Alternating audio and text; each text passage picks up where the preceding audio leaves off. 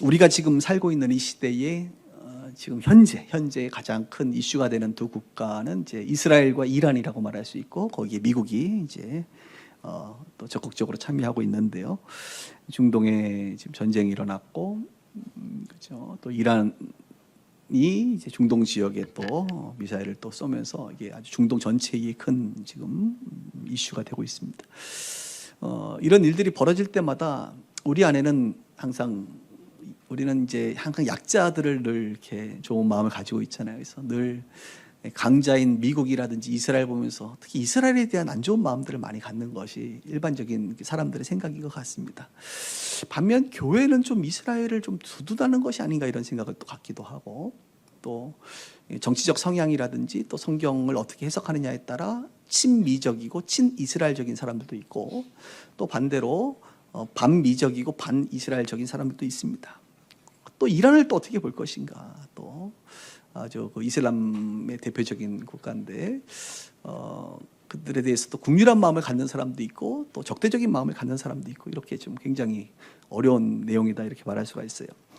그런데 신학 쪽 우리 목회자 그룹에서는 크게 이 이슈에 대해서 세 그룹이 있다고 말할 수가 있어요. 들어오셨는지 모르겠지만 첫 번째 그룹은 시오니즘이라 그래서 시오니즘, 그러니까 육체의 그 이스라엘, 지금의 그 국가 이스라엘을 중심으로 하나님께서 역사하시고 그 구약의 이스라엘을 다시 회복시키실 것이다라고 하니까 시오니즘이죠. 시온을 회복시키는 그 시오니즘적인 사상을 가지신 분들이 미국에 굉장히 많습니다. 또 두 번째는 정반대지요. 좀 굳이 말하면 대체 신학이라고 말해요. 대체 신학. 그러니까 이제는 구약이 끝났고 시작인데 무슨 소리야. 무슨 이스라엘이 있어. 우리가 영적인 이스라엘이고 우리가 아브라함의 자손이고 성전이 무슨 제3성전을 얘기해. 지금 다 교회가 성전이지 무슨 소리 하는 거야 라고 해서 완전히 그 육체의 이스라엘을 100% 삭제하고 이제는 교회가 참 이스라엘이다 라고 얘기하는 그룹을 양쪽의 극단을 우리는 시오니즘과 대체신학이다 이렇게 말을 합니다. 그러나 제3의 길은 늘 있습니다. 제3의 길은 어딜까요, 여러분? 항상 정반합처럼 중간에 이쪽도 너무 간 것 같고 이쪽도 너무 간 것 같아. 성경을 보니까 양쪽을 조금 더 얘기하고 있어요. 그래서 성경을 볼 때 우리는 늘 보고 싶은 것만 봐요. 여러분, 성경을 볼 때에 자기의 관점에 따라서 그쪽의 말씀들을 찾고 편협하게 해석한단 말이에요. 또 이쪽 사람들은 이쪽을 막 찾고 이쪽의 이야기를 또 편협하게 해석한단 말이에요. 그래서 제가 저는 양쪽 다 제가 어느 편에 들겠다 이런 입장이 아니라 저는 성경이 말하는 게 과연 뭘까라고 좀 중간에서 좀 이렇게 살펴보고 있죠, 늘. 그런데 역시 저 같은 사람들이 있고 또 이런 사람들이 항상 제일 많습니다. 이것을 언약신학, 개혁주의라고 말합니다. 보통 한국의 장로교회들이 대부분 다 개혁주의를 추구하거든요. 복음주의라고 하는 큰 틀 안에 감리교도 있고 침례교도 있고 순복음도 있지만 장로교 중에서도 특별히 개혁주의라고 하는 것이 있는데, 종교개혁을 중심으로 한 네덜란드, 화란 중심의 그런 신학을 가지신 분들이 장로교고 그중에 개혁주의가 있는데요. 한국은 대부분 개혁주의 신학을 가지고 있는데 제가 그 개혁주의적인 관점을 참 좋아합니다. 그래서 그 개혁주의는 성경을 언약 신학적인 측면을 가지고 하나님 나라 관점, 언약 관점, 또 성전의 관점, 여러 가지 관점을 우리가 얘기하지만 특히 언약에 대한 이야기를 굉장히 많이 이야기하면서 성경을 풀어가거든요. 저는 이 세 번째가 맞는 것 같아요. 아무리 봐도 제 양심상. 그래서 오늘 로마서 11장의 이 내용이 그것을 많이 이야기하고 있고, 육적인 이스라엘을 바울이 어떻게 얘기하고 있는지, 그리고 요한계시록 7장으로 넘어가면 사도 요한이 하나님께로부터 받은 요한계시록 14만 4천의 이야기가 나오지 않습니까? 이것을 우리가 어떻게 해석해야 될지 이 두 가지를 잘 풀면 저는 충분히 우리의 상식으로 말씀을 이해할 수 있을 거라고 생각합니다. 오늘은 세 가지의 주제로 말하거든요. 첫 번째는 이스라엘, 그리고 이방, 그리고 세 번째 결론인데요. 첫 번째 이스라엘 먼저 얘기합시다. 이스라엘 11장 1절, 5절, 11절, 12절에 보니까 우리가 한번 다시 볼게요. 그러므로 내가 말하노니, 바울이 말하는 거야. 하나님이 자기 백성을 버리시겠느냐? 그럴 수 없다. 누가 좋아하겠어요? 시오니즘들이 너무 좋아하는 말씀이죠. 여기서 말한 자기 백성이 누굽니까? 이스라엘인 거예요. 이스라엘. 나도 그 지파 중에 한 사람이다. 내가 지금 이방인의 사도가 돼서 이방인에게 복음을 전하고 이방인들이 예수 믿는 역사가 일어났지만 하나님께서 자기 백성을 버리시겠느냐? 그 자기 백성은 유대인 아니겠느냐? 부르셨는데 버리시겠냐? 그럴 수 없다는 것이죠. 그럴 수 없다. 그러면서 5절에 그런즉 이와 같이 지금도 은혜로 택하심을 따라 남은 자가 있다. 자, 이스라엘이 구원받는 것은 행위로 받는 것이 아니라 바울은 얘기합니다. 믿음으로 받는 것이다. 은혜로 받는 것이다. 그런데 이스라엘 사람들 중에도 은혜로 지금 택한 자가 여전히 있어요? 없어요? 있다 이거죠. 남은 자들이 있다 이것이죠. 그럼 지금도 여전히 이스라엘 가운데 그 역사 속에 즉 바울 당시에도 여전히 하나님의 은혜로 구원받는 남은 자가 있다 이것이죠. 그리고 11절과 12절이 이제 이렇게 말하죠. 그러면 이스라엘의 역할은 뭐냐? 그들이 넘어졌다는 것이죠. 구원이 그래서 이방인에게로 옮겨졌다. 그들이 하나님을 버렸기 때문에, 넘어졌기 때문에 하나님께서는 직접 성령을 통하여 지금은 하나님의 사람들을 통하여 온 열방을 직접, 이스라엘의 모델이 아니라 실패되었기 때문에 직접 주님께서 이방 열방까지 복음을 증거하는 일을 교회라고 하는 공동체를 통해서 새롭게 하신다 이것이죠. 그래서 이방인들이 야훼 하나님을 부르고 노래하면 어떤 일이 벌어질까요? 이방인에게 이르러 이스라엘로 뭐하게 한다? 시기하게 한다. 시기가 일어나게 하는 거예요. 시기가 일어나게 한다는 것은 버린 거예요? 아직 여지가 있는 거예요? 뭔가 여지가 있는 거죠. 이스라엘 너희들이 그거 안 해? 그래 알았어 내가 알아서 할게 해서 이방인들이 야훼 하나님을 자기 아버지로 부르니까 유대인들이 보면 이거 말이 돼요? 우리 하나님을 빼앗긴 것 같거든. 우리 아버지 빼앗긴 것 같거든. 시기하게 하여 그들로 하여금 다시 돌아오게 하기 위한 하나님의 섭리가 있었던 것이죠. 그래서 그들의 넘어짐이 세상의 풍성함이 됐다. 이방인의 풍성함. 그들의 실패가 이방인의 풍성함이 되거든. 그들의 넘어짐, 그들의 실패로 이방인들이 풍성해졌는데 다 예수 믿고 하나님을 아버지라고 부르는데 마지막에 뭐라고 얘기해요? 하물며 그들의 충만함이랴. 그 하물며 그들이라고 하는 건 누구예요? 이스라엘 유대인들을 말하는 것이죠. 하나님께서 이방인들까지도 이렇게 충만하게 하시는데 그 유대인 버리셨겠느냐? 자기 백성을 버리시겠느냐? 그럴 수 없느니라. 그들도 충만하게 하실 것이다 라고 하는 것이 오늘 바울의 이야기인 거죠. 시오니즘들이 들으면 너무 좋아하는 말이죠. 이거 봐라. 하나님은 이스라엘 안 버린다. 이스라엘이 중심이다. 이방인은 그냥 사이드야. 그냥 잠깐이야. 뭐 이렇게 생각할 수도 있겠다 이것이죠. 근데 하나님은 뭐 메인이 있고 뭐 사이드가 있고 이런 게 아니라 온 열방의 주님이세요, 사실. 하나님은 자기 백성을 버리지 않는다. 지금도 은혜로 택하신 남은 자가 있다. 그들의 넘어짐 실패는 이방인의 구원 풍성함으로 이어진 것이다. 이방인들은 그래서 유대인들에게 감사해야 된다. 이렇게까지도 바울은 얘기하죠. 이방인으로 말미암아 시기하게 하여 다시 그 유대인들 그들을 구원으로 이끄실 것이다 라고 하는 것이 오늘 바울이 첫 번째 이야기한 메시지입니다. 그래서 마이클 버드라고 하는 사람이 이렇게 말했습니다. 이스라엘의 넘어짐은 배제의 사건이 아니라 더 넓은 구원의 문을 여는 사건이다. 하나님은 합력해서 선을 이루셔서 넘어져도 그 넘어짐을 통해서 하나님의 역사를 또 펼쳐나가시는, 하나님의 역사는 막힘이 없어요. 막히면 마치 물 흐르듯이 막히면 돌아가고 넘어가고 어떻게든 주님은 그 역사를, 그 계획을 펼쳐가신단 말입니다. 내가 아니면 저 사람을 통해서, 우리가 아니면 저 사람을 통해서라도, 하나님은 이 민족이 아니면 저 민족을 통해서라도, 촛대를 옮겨서라도 하나님의 역사는 끊임없이 펼쳐나간다 이것이죠. 그래서 이스라엘의 넘어짐은 배제의 사건이 아니라 더 넓은 구원의 문을 여는 사건이다라고 말을 했어요. 참 맞는 말이죠. 오늘 이 이스라엘을 보면서 우리가 어떤 것을 느낄 수 있습니까? 하나님은 이스라엘을 버리지 않으셨다. 그러니까 대치 신학자들이 말하는 이제 이스라엘은 아무것도 아닌 거야 라고 말하기에는 오늘 11장 앞부분의 이야기들이 너무 많은 강조를 우리 가운데 하는 거고, 이것은 단순한 바울의 이야기가 아니라 하나님께서 바울을 통하여 하시는 말씀이다라고 우리가 그렇게 성경을 배우고 있지 않습니까? 그런데 하나님은 이스라엘을 버리지 않았죠, 당연히. 그런데 어느 민족도 버리지 않아요, 하나님 원래. 우리 주님은 이스라엘이 하나님을 버려도 하나님은 여전히 그들을 온 열방 중에, 온 민족 중에 한 민족으로 여전히 그들을 버리지 않고 그들을 통하여 여전히 구원받는 자들이 있고 남은 자가 있다는 것이죠. 하나님의 구원은 은혜와 긍휼의 결과임을 우리는 알고, 우리 또한 우리의 구원이 은혜와 긍휼의 결과라는 것을 오늘 다시 한번 깨달아야 되겠습니다. 자, 두 번째는 이제 이방인들에 대한 이야기입니다.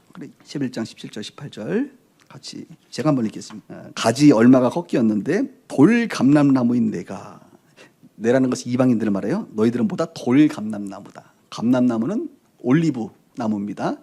돌감람나무는 야생에서 큰 나무가 돌감람나무예요. 내가 그들 중에서 접붙임이 되어 참감람나무의 뿌리의 진액을 함께 받는 자가 되었은즉.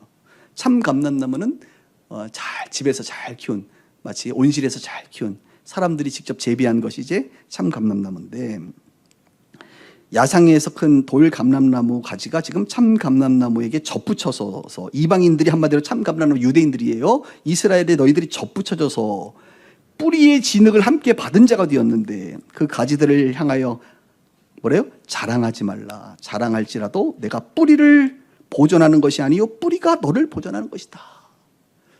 이 말도 참 누가 좋아할 것 같아요? 이스라엘, 친이스라엘 저기 시오니즘들이 참 좋아. 이거 봐, 여전히 뿌리는 이스라엘이야. 우리 이방인들은 접붙여졌고 뿌리로부터 사실 하나님으로부터죠, 보존받는 거야. 그들 뺄 수 없어, 이렇게 말을 해요.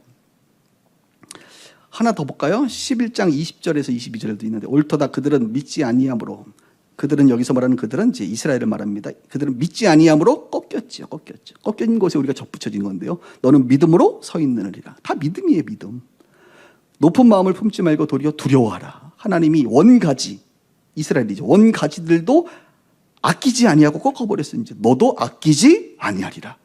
섭섭합니다. 그러므로 하나님의 인자하심과 어미하심을 보라. 넘어지는 자들에게는 어미하심이 있으니. 어미라고 써있나요 여기? 번역이 잘못됐네, 제가 가지고 있는 게. 준엄하심이 있나는 게 어미하심이, 준엄하심이 있나니 너희가 만일 하나님의 인자하심에 머물러 있으면 그 인자하심이 너희에게 있으리라. 그렇지 않으면 너희도 찍힌 바 되리라. 하나님의 그 사랑의 견인, 인자하심. 인자라고 하는 것은 하나님의 사랑이고, 여기 어미하심, 준엄하심은 하나님의 공이거든요. 이방인들에 대해서 돌감람나무인 너희가 참감람나무에게 접붙여져 있으니 뭐 하지 말라? 이방인들이요, 자랑하지 말라. 이스라엘 가서 자꾸 자랑하면 되겠어요, 안 되겠어요? 자랑하지 말라. 너희가 믿음으로 서 있긴 합니다. 그러면서 이방인들에게 높은 마음을 품지 말고 도리어 두려워해라. 왜? 이스라엘도 잘렸는데 너희들도 잘릴 수 있어. 결국 접붙여지는 것도 믿음으로 가능한 것이다, 이렇게 말을 하고 있죠.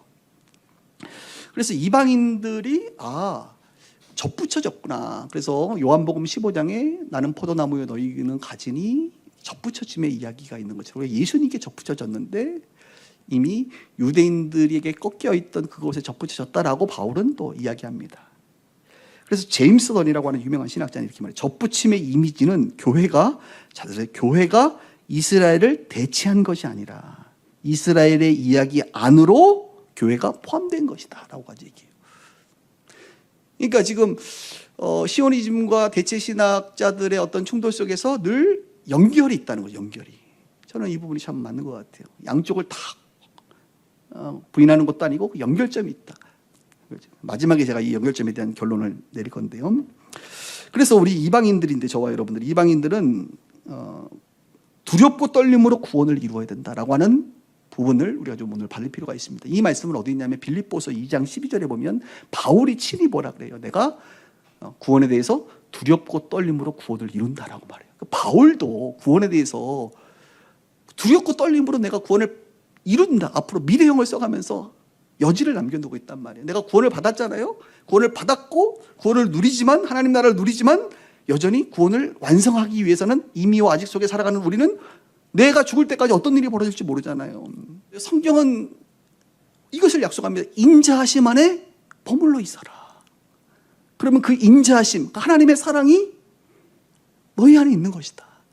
그래서 저는 여러분들에게 약속드릴 것은 다른 게 없고 평생 그냥 예수 그리스도 안에 거하시길 바랍니다. 조금 더 직접적으로 얘기하면 평생 그냥 교회를 다니세요.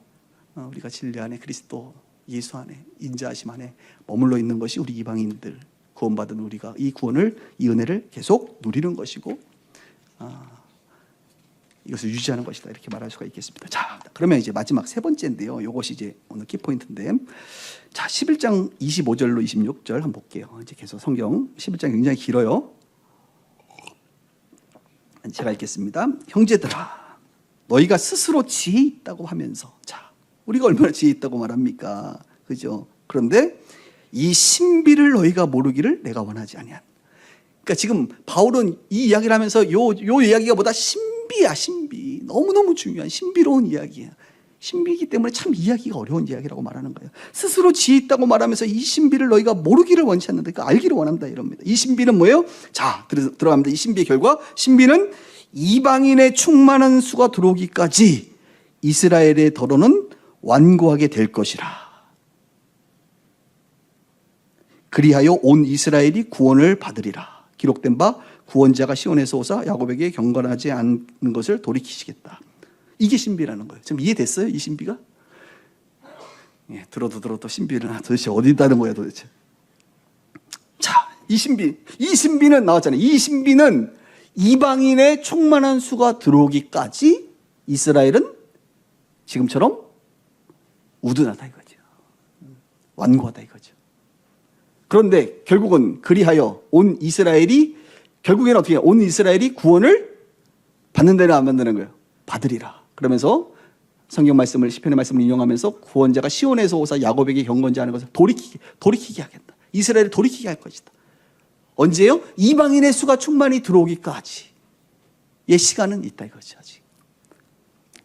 자, 조금 더 볼게요. 로마서 11장 29절. 그래서 하나님의 은사와 부르심에는 후회하심이 없느라. 하나님의 부르심에는 후회함이 없다. 근데 조금 더 강조를 하자면 사실 이스라엘을 부르셨던 것이 하나님이 후회하지 않으신다는 거예요. 로마서에서 말하는 은사라는 단어는 거의 다가 그레이스, 은혜예요. 하나님의 은혜. 복음이라고 말하면 돼요. 복음. 하나님의 은혜 그리고 부르심은 후회함이 없다. 자, 그러면서 32절이 사실 로마서의 가장 중요한 킥입니다. 같이 한번 읽습니다. 시작. 하나님이 모든 사람을 순종하지 아니하는 가운데 가두어 두심은 모든 사람에게 긍휼을 베풀려 하시. 모든 사람이 이스라엘도 그렇고 이방인들도 그렇고 순종하지 않잖아요. 순종하지 않는 것에 가두어 두심은 결국은 하나님의 부르심은 다 무엇으로 되는 것이기 때문에 긍휼을 베풀기 위함이다. 그래서 여러분들의 행위와 여러분들의 도덕과 여러분들의 지식과 여러분들의 능력으로 구원 안 받았잖아요. 예? 우리를 다 불순종 가운데 하나님 가둬뒀단 말이에요. 왜? 우리의 구원은 다 하나님의 은혜와 긍휼. 예? 그것으로 하나님이 우리를 구원하시는 것이다 라고 말합니다. 자, 그러면 여기에서 이제 끝나지 말고, 자, 보세요. 다시 한번 정리합니다. 지혜가 있어야 되는데 이 지혜 중에 최고의 지혜는 신비를 아는 건데, 이 신비는 이방인의 수가 충만한 것이고 그때까지는 이스라엘 백성들이 완고해질 거고요. 그래서 제가 오늘 성경적으로 예언을 하나 하면, 이방인의 수, 그러니까 전 세계 복음, 하나님의 계획 속에 있는 세계 선교가 마무리될 때까지 아마 이스라엘은 계속 저럴 것 같아. 완고할 것 같아. 예수를 거절할 것 같아. 그러나 주님이 생각하시는 세계 선교, 마지막 온 이방인, 온 미전도 종족이 다 어느 정도 복음이, 그러니까 이방인의 수가 충만하다는 건 주님만 아시는 것. 이 충만함이 될 때에 주님께서 그 다음에 이스라엘을 다시 돌이키게 하는 역사가 있을 것이다 라고 하는 것이 바울의 이야기고요. 요한계시록 그래서 7장으로 넘어간 사도 요한은 이렇게 얘기했어요. 요한계시록 7장에 보면 여러분들이 아는 14만 4천이 나옵니다. 거기 보면 14만 4천이 어떻게 된 겁니까? 12 곱하기 12 곱하기 100이에요. 12지파가 12명. 그래서 완전수, 이 12는 완전수거든요. 완전수의 완전수 곱하기 100이라고 하는 수는 만수야, 만수. 성경에 12 곱하기 12 곱하기 100, 완전하고 꽉 채워진 충만한 상태가 뭐다? 14만 4천이다. 그래서 이것은 단순한 숫자가 아니라 상징적 의미가 있는 거예요. 그런데 여기 14만 4천을 말할 때 성경이 뭐라고 말하냐? 요한계시록 7장이 이스라엘 자손을 말해요. 그러니까 이 14만 4천은 뭐라고요? 누구야? 대상이? 유대인들이에요, 유대인들. 그러니까 주님이 생각하는 그 유대인들의 충만한 수가 14만 4천인 거예요. 그리고 플러스 성경을 보시면 7장에 보시면 그다음 뭐라고 나와요? 이방인들이 모든 족속과 백성과 방언이 아무라도 셀 수 없는 큰 무리가 있다 그랬어요. 그게 이방인들이에요. 지금 여러분 전 세계에 셀 수 없는 큰 무리가 예수 믿지 않습니까? 그러니까 요한계시록 사도 요한이 본 이 하나님 나라의 완성의 모습을 보니까, 천국을 보니까, 유대인들이 14만 4천 충만하게, 오늘 주님 말씀하셨던 그 충만한 수가 마지막에 보니까 와 있고, 아무라도 할 수 없는 각 족속 백성 망원들이 큰 무리가 모여서 구원하심이 보좌에 앉으신 하나님 어린 양께 있도다. 아멘 아멘. 이렇게 천사들이 아멘한단 말이에요. 그 장면이 나오는 거예요. 그러니까 로마서 11장과 요한계시록 7장이 다르게 얘기하지 않아요. 이방인의 충만한 수 플러스 유대인들의 충만한 수가 합쳐지는 것이다. 그러니 시오니즘에 반대에 있는 대체 신학자들이 말하고 있는 유대인들을 완전히 배제할 수는 없을 거고, 또 시오니즘들이 얘기하는 유대인들만이 아니라 온 열방의 이방인들이 포함되어 있기 때문에 이 두 유대인이냐 이방인이냐가 아니라 모두가 하나님의 백성이고, 하나님은 원래 창조 때부터 이스라엘 백성들 출애굽할 때부터 독수리 날개 업을 때부터 너희가 제사장 나라가 돼서, 제사장 나라가 뭐예요? 온 열방이 아버지께로 돌아오게 하는 그 일을 하기 위하여 제사장 나라가 된 것이거든요. 너무나도 일맥상통하는 이야기예요, 여러분. 그래서 현대 신학자 중에 최고의 지금 명성을 얻고 있는 톰 라이스는 이렇게 말합니다. 이 신비는 단순한 종말론적인 수수께끼가 아니라 그리스도 안에서 이루어지는 하나님의 신실하심의 계시이다. 참 말이 어려워요, 학자들은. 이건 수수께끼가 아니다. 신실하신 하나님의 계시고, 이 신비는 계시였다. 이 계시를 우리가 알아야겠죠, 당연히. 적용하면 이렇습니다. 재림의 때는 우리가 알 수가 없어요, 여러분. 우리는 이방인과 이스라엘의 구원을 위하여 다 기도해야 되고요, 다 헌신해야 돼요. 그래서 우리가 이 말씀을 배우면서 역시 세계 선교의 사명을 감당해야 되고, 저는 주님이 언제 오신지는 알 수 없으나 그냥 이런 기도는 있죠. 우리 시대에 오셨으면 좋겠다. 우리 시대의 사명을 완성했으면 좋겠다. 그리고 우리 시대에 이 사명을 완성하기 위하여 우리 이 일에 동참했으면 좋겠다. 그리고 오늘 말씀처럼 우리의 부르심은 긍휼의 결과이지 우리의 노력의 결과가 아니고 하나님의 부르심은 후회가 없으시다 라고 말씀드릴 수 있습니다. 자, 11장 33절, 이제 마지막 11장 마지막에 보면 이런 유명한 말이 있습니다. 찬양도 있죠. 제가 한번 읽어볼게요. 깊도다 하나님의 지혜와 지식의 풍성함이요. 지금 이 이야기를 바울이 하고 나서 본인도 성령의 감동으로 이야기를 하고 나니까 깊도다 하나님의 지혜의 풍성함이, 하나님의 판단은 헤아리지 못할 것이며 그의 길은 찾지 못할 것이로다. 누가 주의 마음을 알았느냐, 누가 그의 모사가 되었느냐, 누가 주께 먼저 드려서 갚으심을 받겠느냐. 이는 만물이 주께로 나오고 주로 말미암고 주에게로 돌아갑니다. 그에게 영광이 세세토록 있을지어다. 아멘. 이렇게 바울도 감동으로 마칩니다. 깊도다 지혜와 지식의 풍성함이요. 바울은 만물을 보고 있는 거예요. 주에게서 나오고 주로 말미암고 주께로 돌아간다. 거기는 이스라엘도 있고 이방인들도 있는 것이다. 오늘 나눈 이스라엘의 이 구원은 사실 깊은 하나님의, 저는 경륜이라고 보고 싶어요. 하나님의 경륜 속에, 그 경륜 안에는 지혜와 지식이 풍성히 담겨져 있는 것이죠. 그래서 저는 우리가 어느 쪽에 좀 치우쳐도 괜찮아요. 뭐 치우친 대로 또 이 사람은 이스라엘을 위해서 열심히 살고, 또 이 사람은 또 그냥 한국교회를 위해서 또 열심히 살고 괜찮아. 그런데 서로를 향해서 함부로 판단하지는 말자. 하나님의 부르심이 다르고 하나님이 주어진 마음이 다 다르니까 함부로 판단하지 말고 함부로 말하지 말고 그냥 잠잠히 주님의 일하심을 바라보자. 그러나 과도한 시오니즘도 대체 신학도 아닌 규정 잡힌 개혁주의 언약 신학으로 저는 해석하는 것이 옳겠다. 하나님은 이스라엘과 이방인 모두를 구원하기 원하시는 분이시다. 그래서 마지막으로 더글라스 무라고 하는 신학자는 이렇게 말합니다. 바울은 이스라엘과 이방인의 관계를 경쟁이나 대체의 구조가 아니라 상호 연관된 구속사의 흐름 속으로 이해한다. 멋지죠? 이스라엘과 이방인의 관계를 경쟁이나 대체 구조가 아니라 구속사의 흐름 속에서 연관되어 있는 모두가 구원받아야 될 하나님의 백성이다. 그래서 여러분 실제적으로 이스라엘 하는 것들을 보면서 긍휼히 여기세요. 긍휼히 여기고 기도해 주시고, 또 이란을 위해서도 기도해 주시고, 또 럼프를 위해서도 기도해 주시고, 다 기도해 주세요, 여러분. 다 기도해 주세요, 여러분. 하나님은 평강의 왕으로 오셨고 모두가 구원받기를 원하시는 분이시라고 저는 믿습니다. 여러분의 정치적인 색깔이라든지 혹은 관점에 따라 너무 함부로 판단하지는 않았으면 좋겠다. 우리 모두는 긍휼이 필요한 주님의 백성들이다. 주님의 평강이 온 열방 가운데 임하기를 기도할 뿐입니다.